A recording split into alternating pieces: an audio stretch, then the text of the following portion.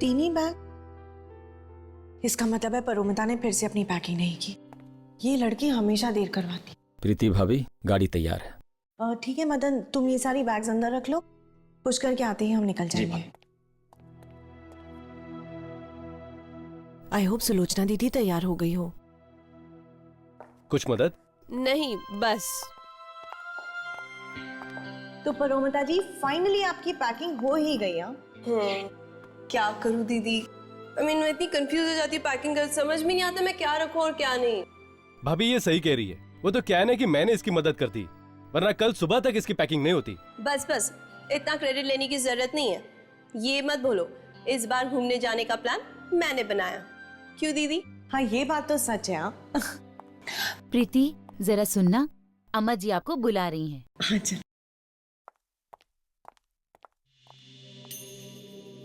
सब इंतजाम हो गया ना? बिल्कुल, मदन ने जगह भी देख ली है। क्यों मदन, काम को अंजाम देने के लिए जगह ठीक है ना? जी हाँ, चारों तरफ जंगल ही जंगल है, इंसान का तो वहां नामो निशान भी नहीं है, और वो डाक बंगला बरसों से सूना पड़ा हुआ है। हमें बिल्कुल ऐसी जगह चाहिए थी। ये अंग्रेजों के जमाने का डाक बंगला है, वहां लोग आसपास भटकते तक नहीं हैं, और अफवाहें हैं कि वहां आत्माएं वास करती हैं।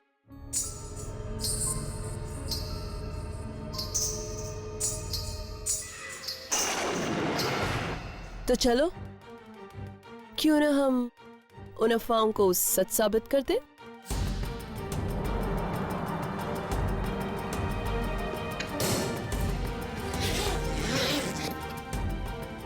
वाह परोमिता वाह, सफेद ड्रेस और घुंघरू, तुमने तो आत्मा बनने का पूरा इंतजाम कर लिया।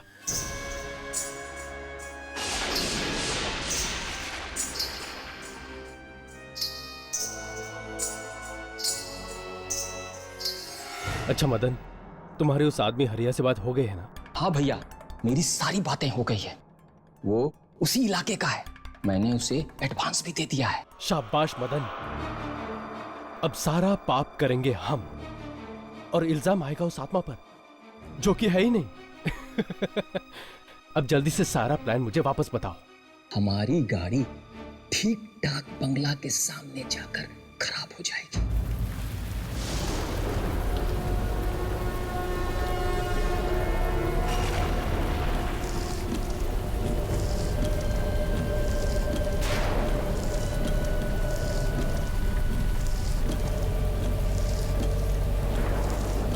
कितनी जोर की बारिश हो रही है। अरे अरे क्या क्या अरे मदन, ये क्या कर रहे हो? मदन, क्या हुआ मदन? पता नहीं, देखता हूँ कुछ कर भैया। अरे क्या हो गया? एक मिनट भाभी, एक मिनट, मैं जरा देख।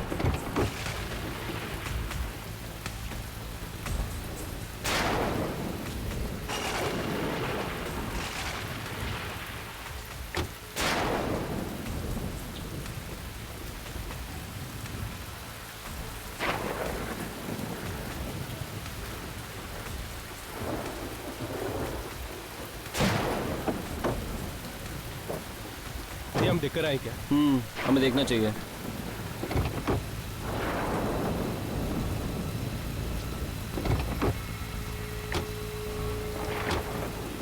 क्या हुआ मदन? लगता है भैया गाड़ी में कुछ खराबी हो गई है। ये अब इतनी सुनसान रोड पे इस वक्त मैकेनिक भी कहाँ मिलेगा? नहीं भैया, यहाँ पे एक डाक बंगला है, अच्छा होगा कि हम लोग चल के बात करते हैं, कहीं रहने का व्यवस्था हो जाए।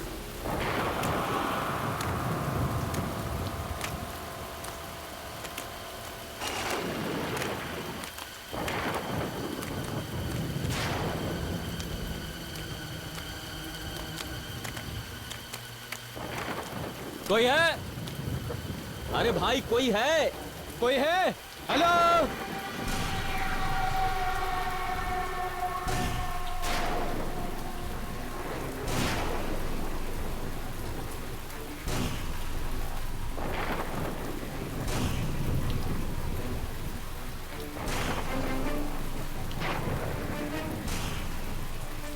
वो हमारी गाड़ी खराब हो गई है और आसपास कोई होटल भी नहीं है रहने के लिए। क्या हम आज की रात इस डाक बंगले में काट सकते हैं?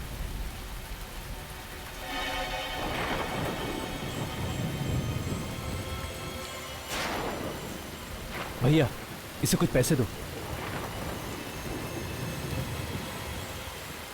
सिर्फ एक रात की बात है, सुबह होते ही हम निकल जाएंगे।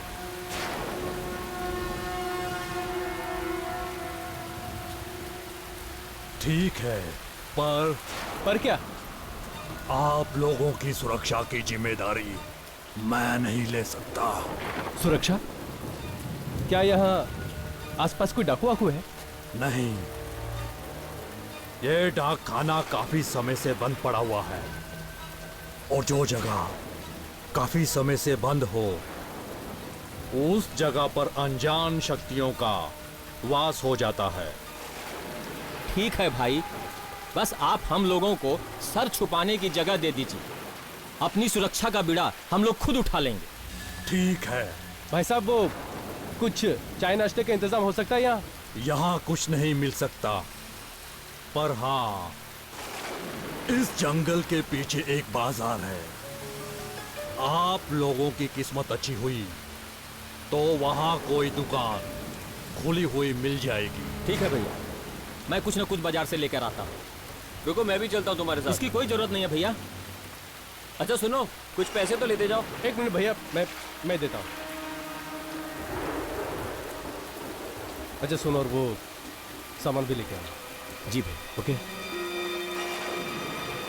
चलो राघव, हम गाड़ी से सामान ले आते हैं। हाँ।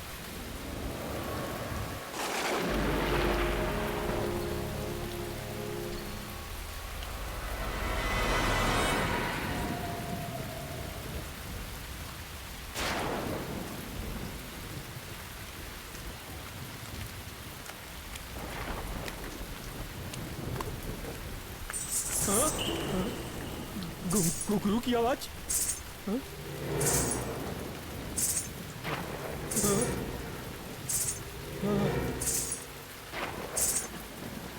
ये घुंघरू की आवाज इस जंगल में? हाँ? नहीं नहीं,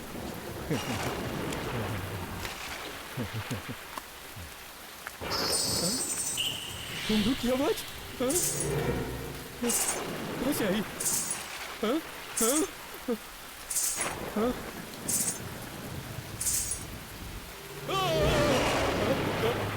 कौन हो तुम?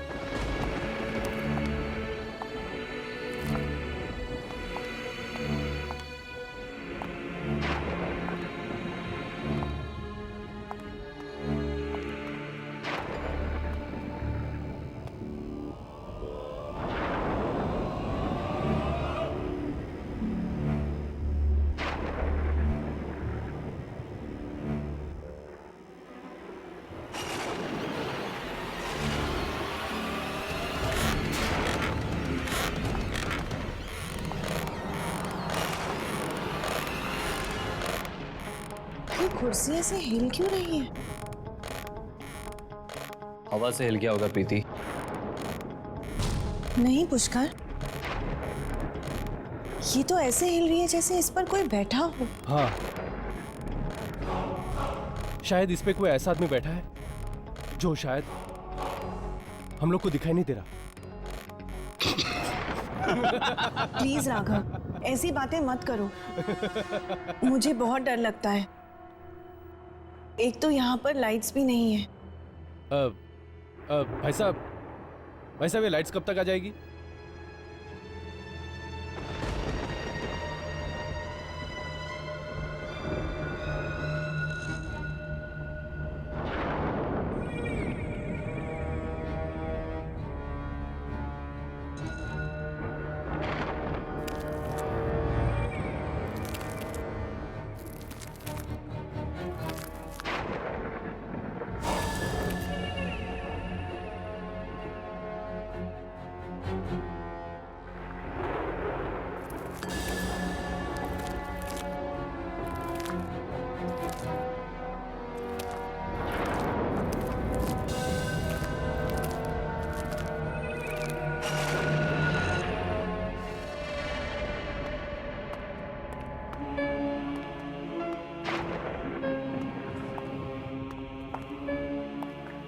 यार ये बंगला कम से कम 100 साल पुराना तो होगा ना? हालत देखकर तो ये लगता है।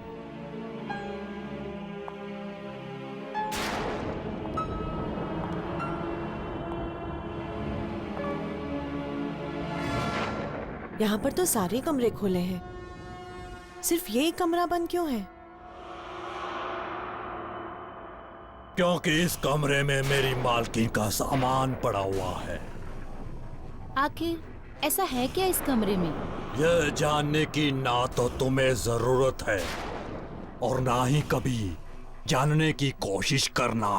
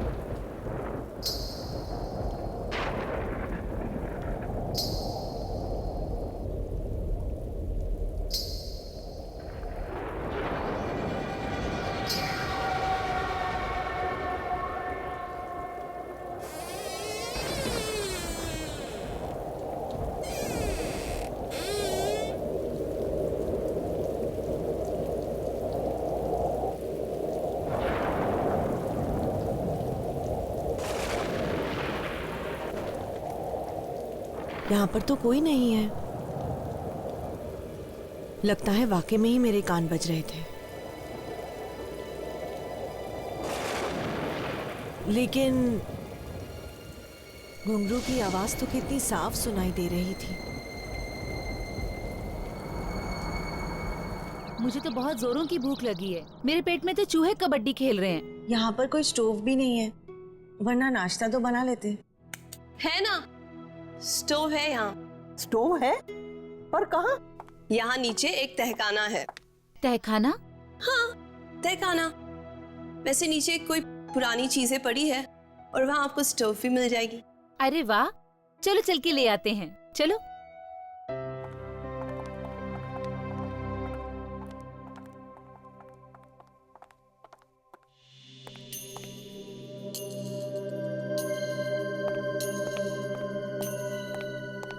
इस मदन की तो मैं खटिया खड़ी कर दूंगा। उसकी वजह से हमारा पूरा प्लान डिले हो गया और तुम्हारा वो घुंघरू पहनकर चलना भी बेकार गया। मेरा घुंघरू पहनकर चलना? हाँ, कल रात को तुम्हारा वो घुंघरू पहनकर चलना सुनकर तो मेरे पसीने छूट गए थे। ऐसा लगा था कि सचमुच की आत्मा तो नहीं आ गई। राघव, कल रात मैंने कोई घुंघरू नहीं पहने थे। क्या? ये तुम क्या कह रही हो? इनफैक्ट मैं इतनी थक गई थी, कल लेटते ही सो गई। तुम सच कह रही हो? हाँ। अगर तुम सो गई थी तो कल यहां घुंघरू पहनकर कौन घूम रहा था?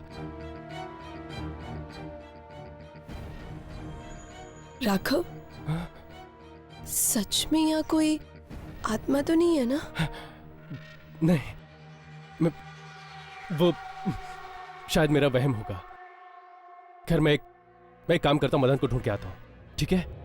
जल्दी आना। हाँ।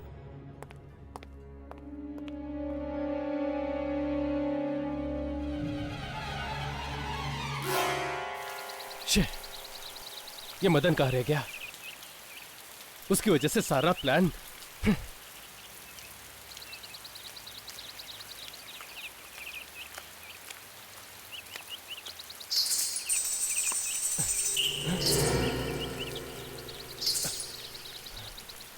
घुंघरू की आवाज? परोमिता यहां कैसे? मेरा वहम होगा।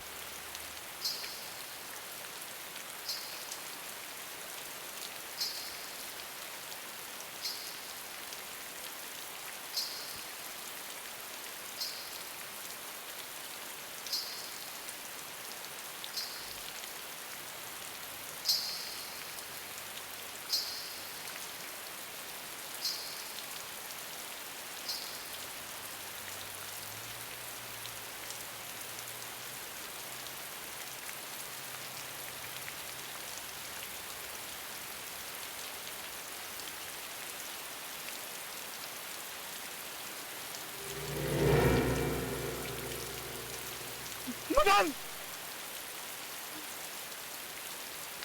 मदन!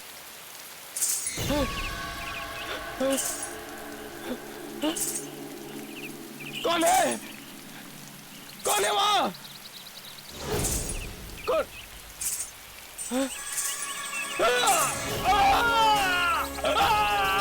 छोड़ दे मुझे! छोड़ो! कौन हो तुम? छोड़ो मुझे!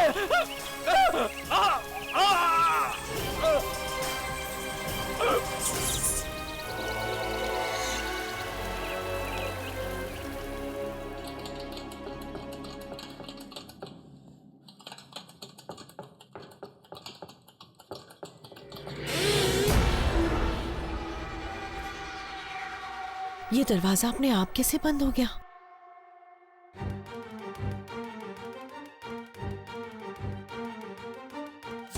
कौन है? कौन है यहाँ पर? सुलोचना दीदी, सुलोचना दीदी, मैं यहाँ बंद हो गई हूँ।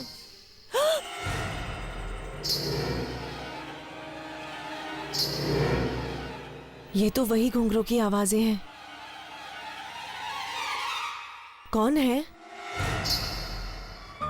कोई है यहाँ पर? कौन है?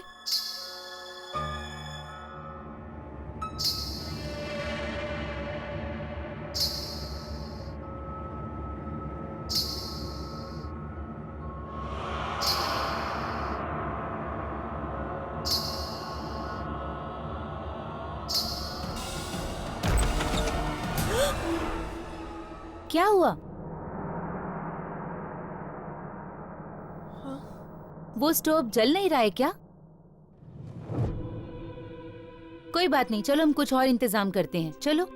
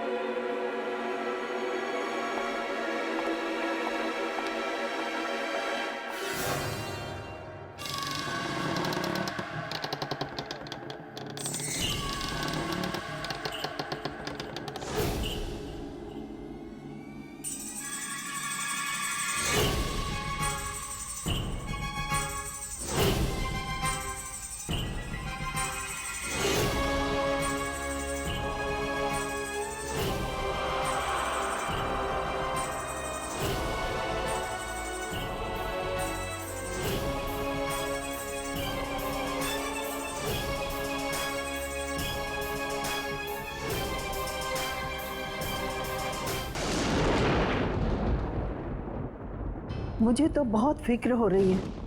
मदन तो पहले से ही गायब था और अब ये राघव अभी तक लौट कर नहीं आया। उसका फोन भी अनरीचेबल आ रहा है। यहाँ पे नेटवर्क का बहुत प्रॉब्लम है। नहीं, शायद मैकेनिक की तलाश में इधर उधर भटक रहा होगा। मैं उसे देख कर आता हूँ। पुष्कर, तुम मत जाओ। ये ठीक कह रही है। इस जंगली इलाके में रात मौत बन के आती है। सुबह ढूंढ लेना। क्या हमें अब इस बंगले में एक रात और रुकना पड़ेगा? नहीं, आप लोग आराम कीजिए, मैं आसपास पता करके आता हूँ। पुष्कर, रहने दो ना पुष्कर, बहुत रात हो चुकी है, कल सुबह देख लेंगे। मुझे जाने दो प्रीति, वैसे भी चिंता में मुझे पूरी रात नींद नहीं आएगी। पुष्कर प्लीज। मैं प्लीज थोड़ी देर में आता हूँ, प्लीज।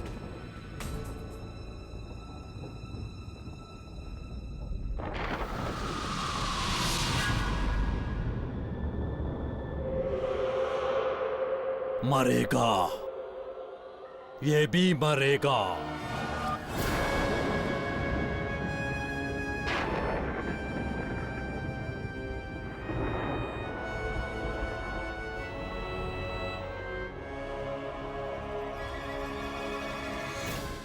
सुनिए,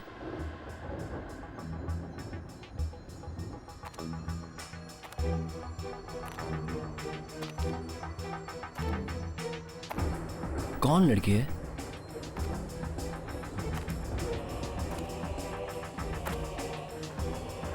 सुनिए। पुष्कर। अरुमिता, तुम? हाँ?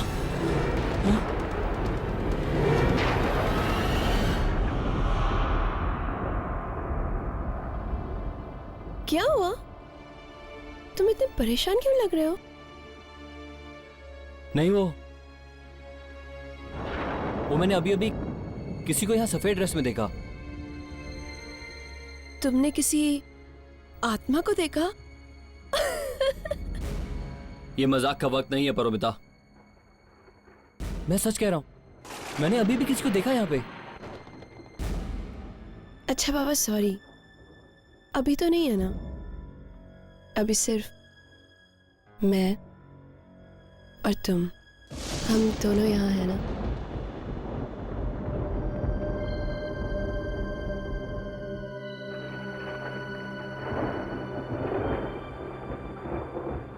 आई love you Paromita. I love you too. मैं तुमसे बहुत प्यार करता हूं परोमिता, लेकिन तुम इस वक्त यहाँ क्या कर रही हो? मैंने तुम्हें डाक बंगले से निकलते हुए देखा तो मैंने सोचा मैं भी। परोमिता, कुछ ही दिनों की तो बात है। अगर किसी को अभी शक हो गया तो सब खराब हो जाएगा। तुम जाओ, मैं हरिया से मिलकर आता हूं।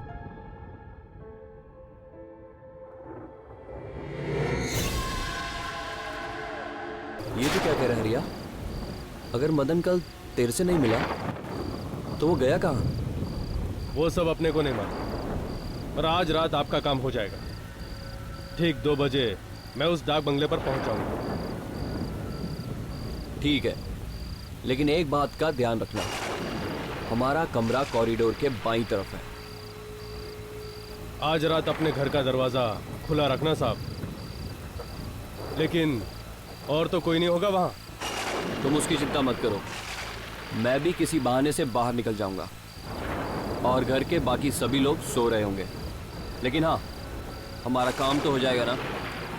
फिक्र मत करो साहब, आज की रात आपकी बीवी की जिंदगी की आखिरी रात होगी।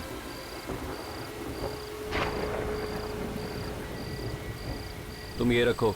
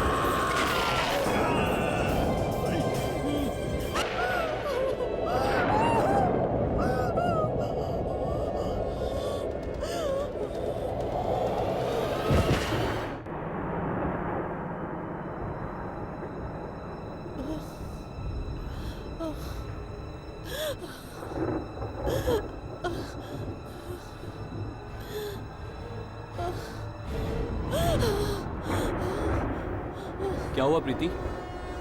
तुम चिल्लाई क्यों? और तुम बेहोश कैसे हो गई? पुष्कर, मैंने एक बहुत ही भयानक नजारा देखा।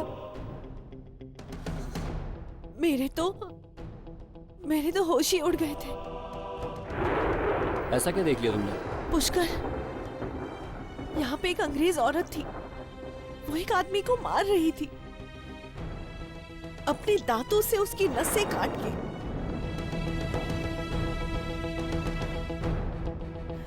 उसके सर पर हैवानियत छाई हुई थी। अंग्रेज औरत किसी को मार रही थी? ये तुम क्या कह रही हो प्रीति? जब हम सब यहाँ अभी कमरे में आए, यहाँ पे तुम्हारे अलावा और कोई नहीं था। पुष्कर, मेरी बातों का यकीन कर, मैं सच बोल रही हूँ। हो सकता है वो अभी भी यही कहीं हो और उसने वो लाश छुपा दी हो। कैसी अंग्रेज औरत प्रीति? एक तो पहले ही हम मदन और राघव की वजह से इतने परेशान हैं, तुम ये ऊपर से कैसी बहकी बहकी बातें कर रही हो? दादी, क्या आपको भी मुझ पर यकीन नहीं है? अगर मैंने ऐसा कुछ नहीं देखा होता तो फिर मैं बेहोश क्यों होती? बेटी, मैं ये तो नहीं जानती कि जो तुम कह रही हो वो सच है या तुम्हारा भ्रम है, पर इस मनहूस जगह पर हम लोग ज्यादा देर तक नहीं रुकेंगे। लेकिन दादी, जब तक मदन और राघव का पता नहीं चल जाता हम लोग यहाँ से कैसे जा सकते हैं? देखो, हम लोग कल तक मदन और राघव का इंतजार कर लेते, और अगर कल तक भी वो लोग नहीं आए तो हम लोग यहाँ से निकल चलेंगे और पुलिस को रिपोर्ट कर देंगे।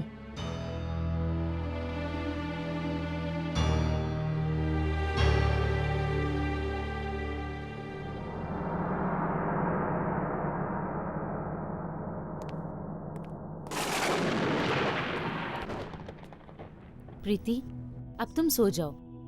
हो सकता है कि थकान की वजह से तुम्हारे दिमाग में ऐसी वैसी बातें आ रही हों। तुम सो जाओ। किसी को मेरी बात पर यकीन नहीं, पर जो मैंने देखा है वो मेरा वहम नहीं है। कुछ ना कुछ गड़बड़ तो जरूर है। राघव और मदन का यहाँ आते ही इस तरह गायब हो जाना, रात को वो घुंघरू की आवाजें, और जो मैंने आज देखा, आखिर कौन थी वो? यहाँ पर तो सारे कमरे खुले हैं, सिर्फ ये कमरा बंद क्यों है? क्योंकि इस कमरे में मेरी मालकिन का सामान पड़ा हुआ है। आखिर ऐसा है क्या इस कमरे में? ये जानने की ना तो तुम्हें जरूरत है और ना ही कभी जानने की कोशिश करना।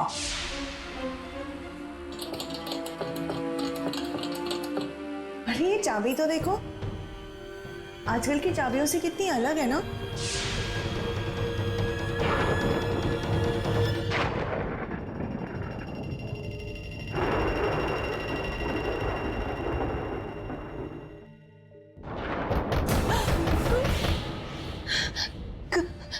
कौन है?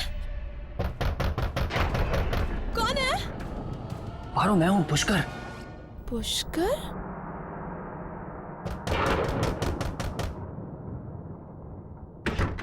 पुष्कर, तुम? इस वक्त तुम्हें किसी ने देखा तो नहीं? तुम बिल्कुल चिंता मत करो, सब सो रहे थे। अच्छा, ये हरिया कहाँ रह गया? पता नहीं कहाँ मर गया। मैंने खुद उसको पैसे देकर 2 बजे आने को कहा था, लेकिन अब तो 4 बजने वाले हैं। चीख सुनकर तो ऐसा लगा जैसा हमारा काम ही हो गया। मगर वो नागिन अब तक जिंदा है। लेकिन अब ज्यादा देर नहीं। आज की रात उसकी आखिरी रात होगी। वो कैसे? तुम बस मेरा प्लान ध्यान से सुनो। तुम वो सफेद ड्रेस और घुंघरू पहनकर उसका दरवाजा खटखटाओगी। वो दरवाजा खोलेगी, तुम कॉरिडोर वाले रास्ते से होकर बालकनी में जाना। आत्मा समझकर वो तुम्हारा पीछा करेगी, बस। और फिर तुम उसको उस वक्त बालकनी से धक्का दे देना, और फिर सब सुबह सोचेंगे कि उस आत्मा ने उसको मार डाला।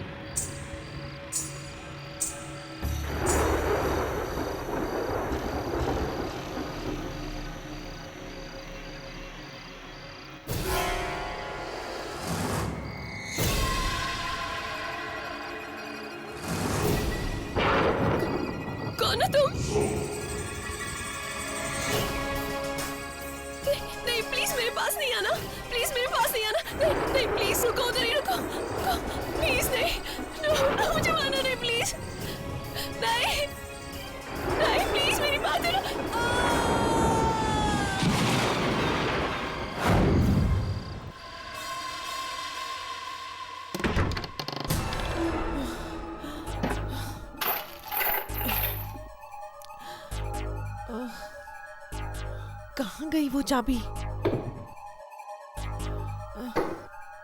यही तो थी।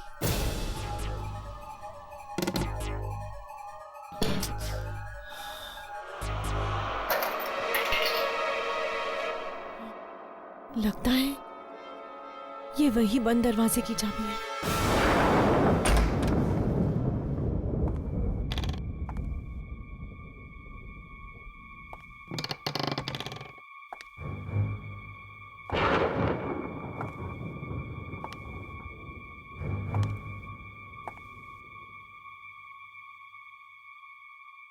म्यूजिकल इंस्ट्रूमेंट्स,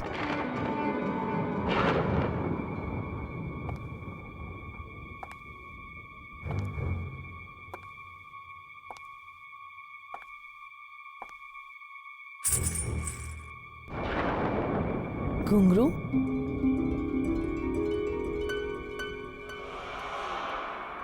लगता है ये कमरा किसी नाचने वाली का था।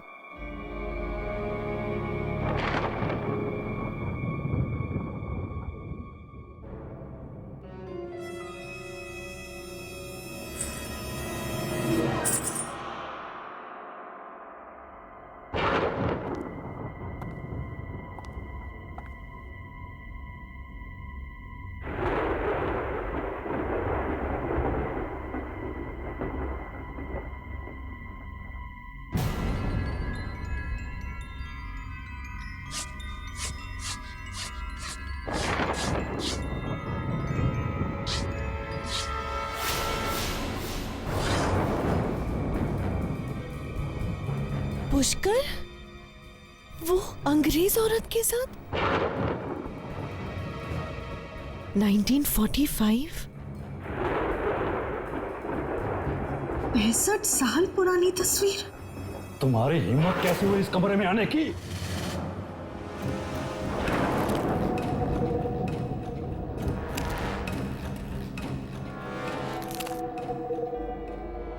बाबा, ये मेरे पति और इस औरत की तस्वीर, ये सब क्या है? पुष्कर तुम्हारे इस जन्म का पति है और ये फोटो उसके पिछले जन्म का है, जब वो मेरी मालकिन मर्लिन का पति था। पिछले जन्म का फोटो? हाँ, बात सन 1945 की है, जब पहली बार मर्लिन मेम साहब अपने पिता के साथ इस डाक बंगले में आई थी।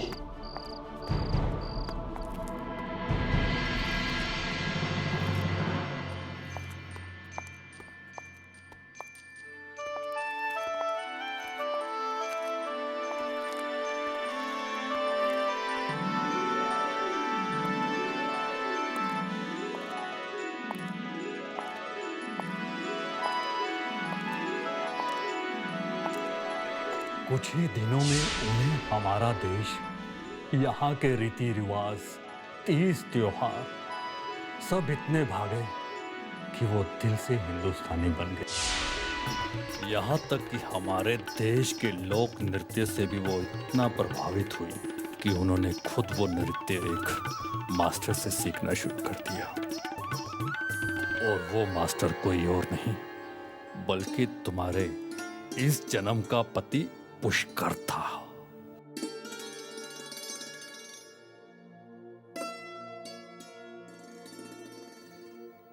मर्लिन मेम साहब को पता भी नहीं चला कि कब वो उस मास्टर के इतने नजदीक आ गई कि उनका रिश्ता गुरु शिष्य का ना रहकर दो प्रेमियों का बन गया। पिता के जाने के बाद जो खालीपन उनकी जिंदगी में आया, उसे दूर करने के लिए उन्होंने उस डांस टीचर से शादी कर ली। पर उसने मेम साहब से शादी सिर्फ उनके पैसों के लिए की थी। तब से लेकर आज तक मर्लिन मेम साहब की आत्मा इस डाक बंगले में भटक रही थी, अपनी मौत का बदला लेने के लिए। और उसने बदला लिया भी। जिस घुंघरुओं से उसने उनकी जान ली थी, एक दिन वही घुंघरू उसकी मौत का कारण भी बने।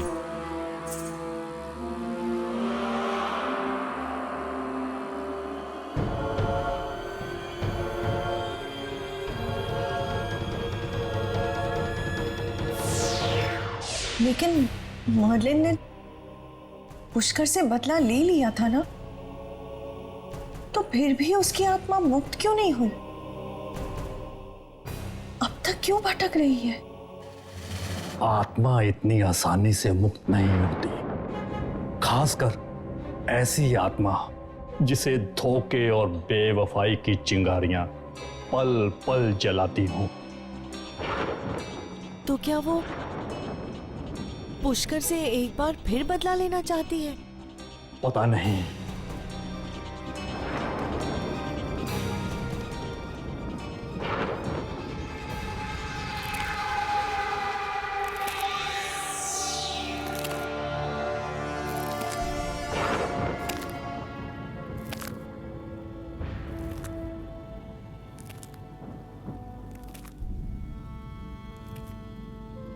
मर्लिन, चाहे पिछले जन्म में पुष्कर ने तुम्हारे साथ जो भी किया, इस जन्म में वो मेरे सुहाग है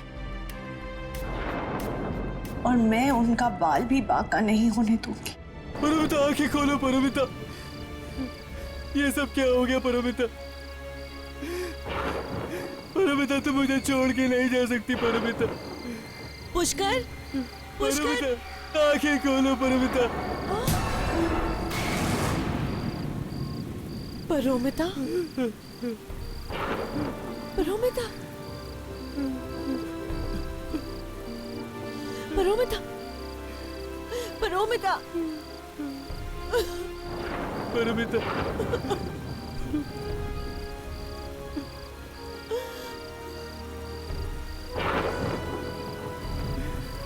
पुष्कर, मैंने तुम्हें जो वो अंग्रेज औरत के बारे में बताया था ना, वो तुम्हारे पिछले जन्म की बीवी है।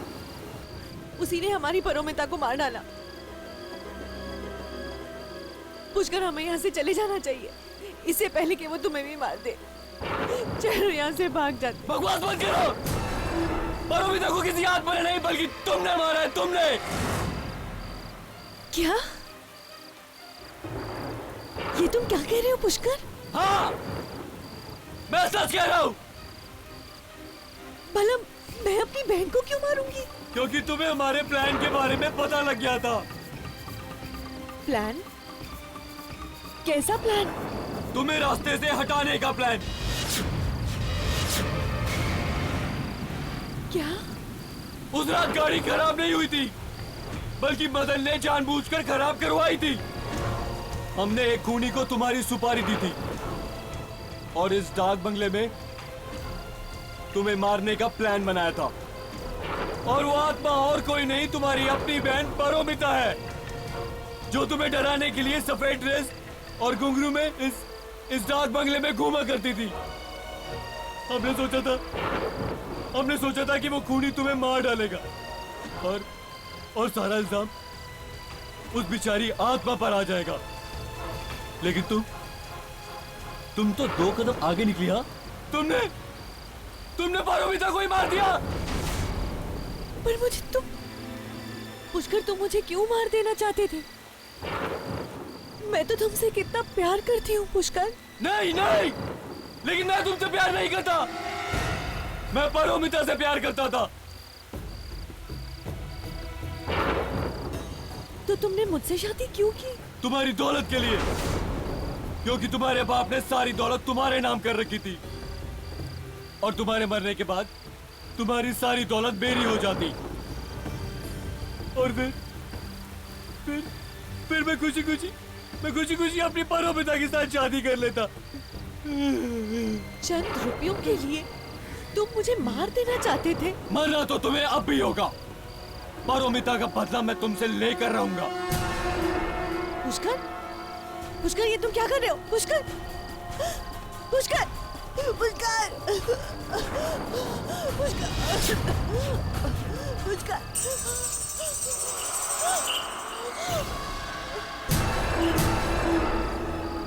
कौन हो तुम?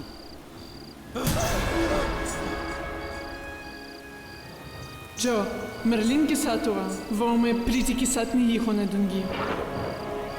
तुझे मरना होगा, एक बार फिर तुझे मरना होगा।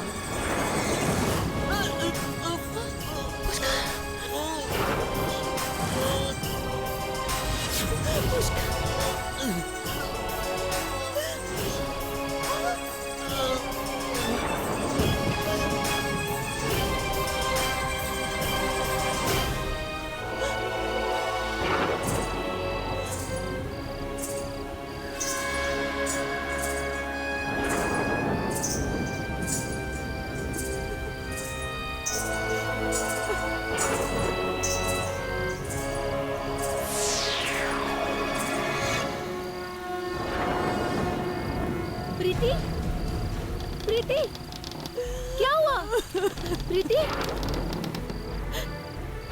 पुष्कर, पुष्कर, क्या हो गया पुष्कर? क्या हुआ प्रीति? मम्मा। प्रीति, प्रीति।